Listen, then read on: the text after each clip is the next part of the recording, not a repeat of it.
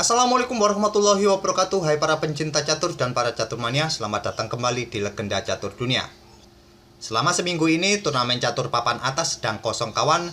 Jadi beberapa hari ke depan coba kita isi game-game dari para legenda catur zaman dahulu. Dan beberapa hari yang lalu ada yang request game dari Paul Morphy. Jadi di video ini kita akan ulas game dari Paul Morphy. Untuk game yang admin pilih ini kawan adalah game eksebisi simultan 5 papan yang dilakoni oleh Paul Morphy tahun 1859 di Inggris. Lawan-lawan dari Paul Morphy dalam permainan eksebisi ini bukanlah pemain kaleng-kaleng kawan.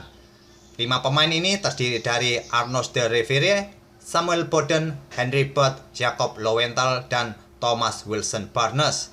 Dan game yang akan kita ulas ini saat berhadapan dengan Thomas Wilson Barnes. Dan kita ke atas papan sekarang. Di sini Paul Morphy pegang putih mengawali permainan dengan pion E4, pion E5, kuda F3, dan pada masa-masa itu kawan, pembukaan Italia merupakan pilihan utama dalam bermain catur.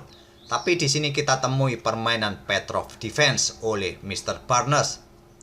Pembukaan Petrov Defense ini kawan mulai berkembang di era itu, dikembangkan oleh master catur berkebangsaan Rusia. Di sini Paul Morphy melanjutkan dengan pengembangan gajah petak terang ke C4 untuk menawarkan gambit pion E4 yang disebut dengan Kieseritzky Gambit. Gambit diterima kuda pukul pion dan Paul Morphy melanjutkan pengembangan kuda C3 menantang pertukaran. Tantangan diterima kuda pukul kuda dipukul balik menggunakan pion D. Barnes melanjutkan pion F6 untuk melindungi pion E5-nya. Paul Morphy rokade, menteri hitam ke E7. Kuda putih H4 membuka diagonal petak terang kawan bagi menteri bergerak ke petak H5 mungkin. Dibalas dengan pion D6 membuka diagonal petak terang juga.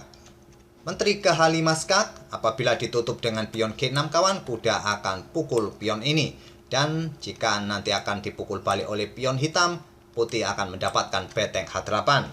Barnes hanya menggeser rajanya ke D8, dibalas dengan pion F4 untuk membuka lajur F atau membuka lajur E nanti kawan. Jika pion ini pukul pion F4 akan dipukul oleh gajah dan beteng yang ada di petak A1 bisa keluar ke petak pusat nanti.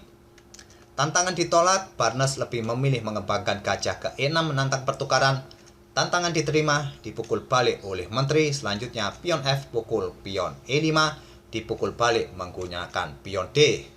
Jika dipukul balik menggunakan pion F kawan, akan membuka lajur F bagi beteng putih bergerak ke petak F7 mungkin, atau membuka diagonal petak gelap bagi gajah untuk melakukan skak.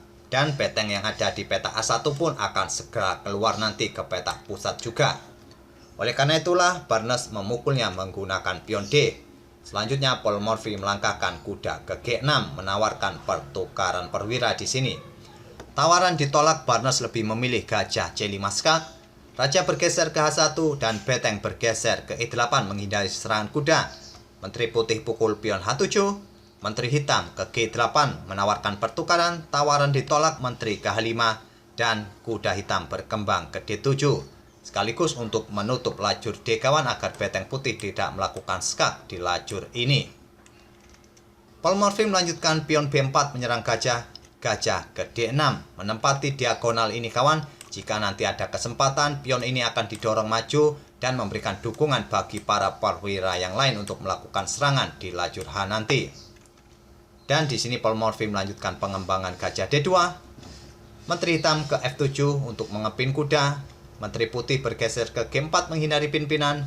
Dan sekarang menteri hitam bergerak ke E6 kembali menawarkan pertukaran.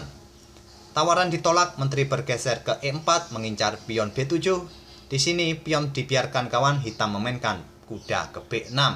Dan Paul Morphy pun pukul pion di B7.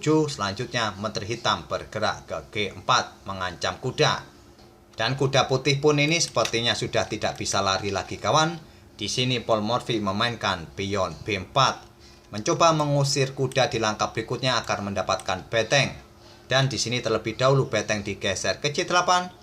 Beteng A bergeser ke D1 dan menteri hitam mendapatkan kuda di G6. Sekarang gajah bergerak ke E3.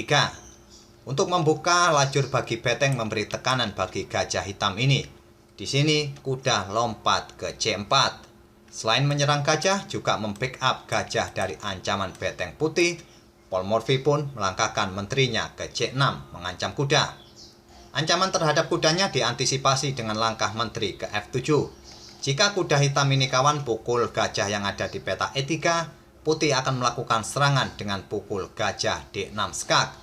Jika dipukul oleh pion maka ancamannya adalah ancaman skak mat. Jadi raja akan bergeser ke peta E7 kawan. Selanjutnya beteng D7 skak. Raja bergeser, menteri ke C5 skak.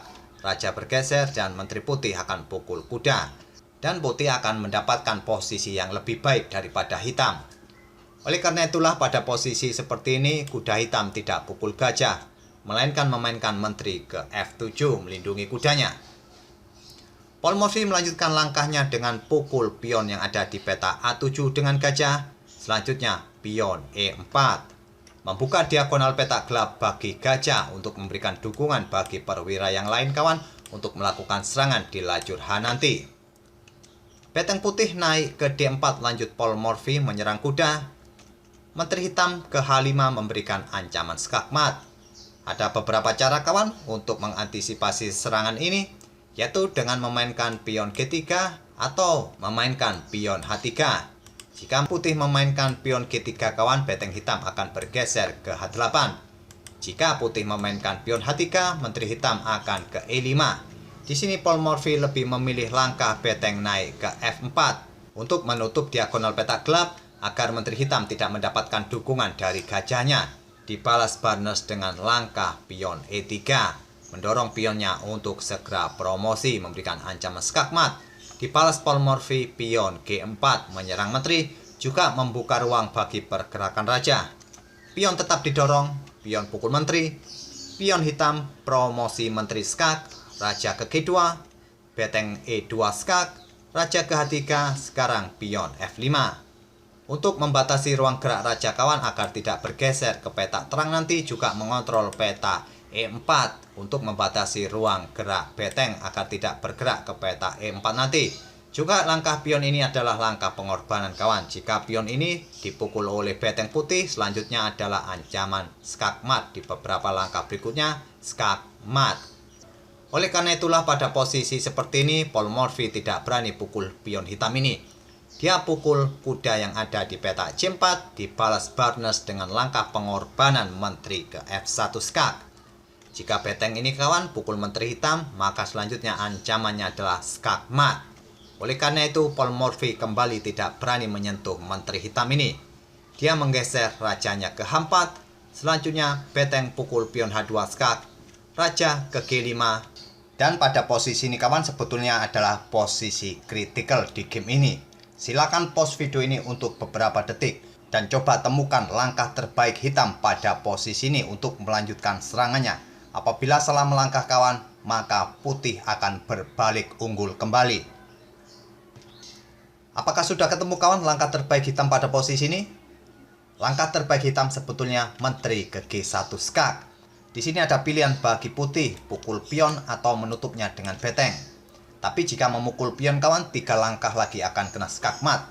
Tapi jika ditutup oleh beteng, maka menteri putih bisa melakukan skak kembali di peta E3. Dan langkah-langkah terbaik bagi putih di langkah berikutnya adalah seperti ini. Dan bila tetap dilanjutkan kawan, maka selanjutnya ancamannya adalah ancaman skak mat. Tapi juga cukup panjang langkah-langkah ini. Langkah-langkah ini adalah langkah terbaik pilihan engine kawan di posisi seperti ini. Jadi bila ada variasi yang lain, maka ancamannya adalah ancaman skak mat yang lebih cepat dari hitam. Tapi pada posisi seperti ini, Barnes tidak menemukan langkah menteri ke peta G1. Dia memilih langkah menteri ke G2 skak. Ini membuat posisi putih sekarang berbalik unggul kawan. Bisa dilihat di parameter sebelah kanan papan. Di sini putih juga mempunyai kesempatan apakah pukul pion atau menutupnya dengan beteng. Jika raja putih pilih pukul pion kawan, ancamannya juga ancaman skak mat dan hitam akan kembali unggul. Di sini Morphy menutupnya dengan beteng dan dipukul oleh pion hitam.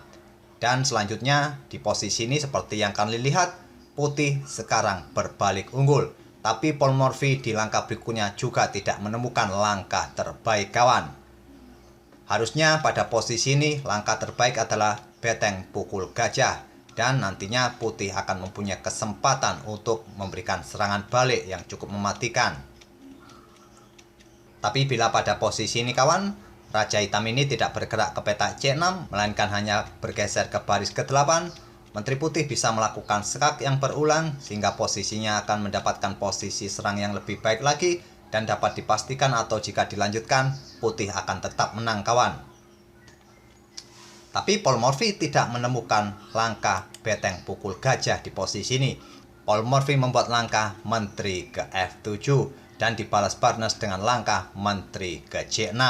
Paul Morphy melewatkan langkah kemenangannya dan ini diketahui Barnes, dia menempatkan Menteri di petak C6 untuk memberikan backup bagi gajahnya. Dan di sini Paul Morphy melanjutkan dengan pion B5, Menteri ke D7 dan Paul Morphy membuat langkah keputusasaan pukul gajah di D6. Setelah dipukul balik oleh Menteri Hitam, Paul Morphy menyerah di langkah ke-38 ini. Itulah kawan permainan Paul Morphy yang kalah oleh Thomas Wilson Barnes dalam permainan simultan 5 papan. Di permainan simultan ini kawan, Paul Morphy mendapatkan 2 kemenangan, 2 kali remis, dan 1 kalah oleh Thomas Wilson Barnes ini. Sangat jarang terjadi kawan dalam permainan Paul Morphy, dia harus kehilangan perwira di permainan middle game. Semoga permainan kedua pemain tadi bisa menghibur kawan-kawan di pagi ini dan kita akan bertemu di video-video berikutnya. Terima kasih. Wassalamualaikum warahmatullahi wabarakatuh.